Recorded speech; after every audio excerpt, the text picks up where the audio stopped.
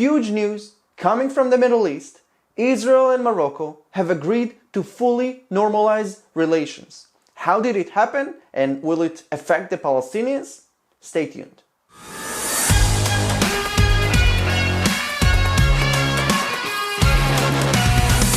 Before I begin, in a world filled with fake news, please subscribe to my channel to connect to the real news from Israel and the Middle East. Israel and Morocco are making historic peace. Morocco just became the 6th country to normalize relations with Israel, following the UAE, Bahrain, Sudan, Jordan, and Egypt. Now, you need to understand how huge this deal is, because Morocco and Israel have had secret relations throughout the years. Hassan II, the former king of Morocco, actually helped to mediate the peace talks between Israel and Egypt and Israel and the Palestinians. In 1995, Morocco established full relations with Israel following the Oslo Accords. But after the Second Intifada in 2000, it cut ties with Israel. And today, 20 years later, Morocco is going to re-establish relations with Israel.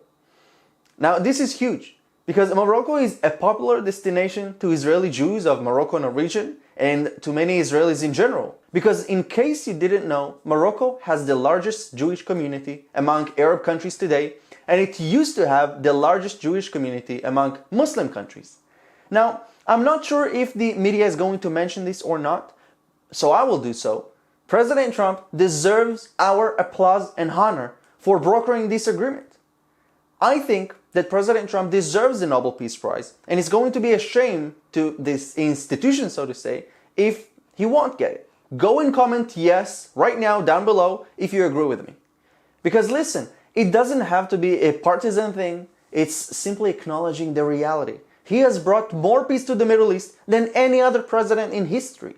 People mocked him for severing the conflict in the Middle East, but now that we see peace in the Middle East, they are all silent. I wonder why. Together with Prime Minister Netanyahu, they worked tirelessly to bring peace with the UAE, Bahrain, Sudan, and now Morocco. We are witnessing a new Middle East, a new era of peace. This is not just a slogan, but a reality. In exchange for this peace agreement, President Trump agreed to recognize Morocco's claim over the Western Sahara. This brave move paved the way for this North African kingdom to normalize relations with Israel, open an embassy, that's the plan, and establish direct flights.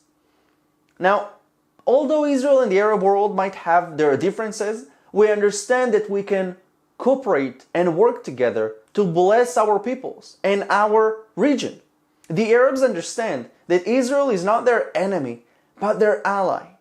And obviously these good news are terrible news to dictators like in Turkey and Iran that seek conflicts in the Middle East just to expand their power.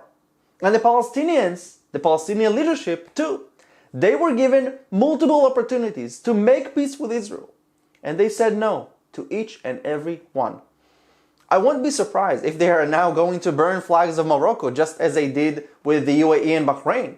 Because to them, the words peace with Israel just don't add up. I'm glad that Israel's leadership understood that peace should be made with or without the Palestinians.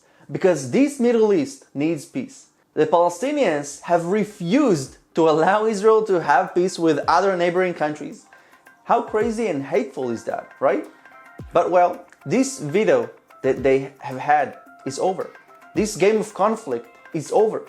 The blessings of peace begin now. Let's hope and pray to see more countries blessing their people with peace with Israel.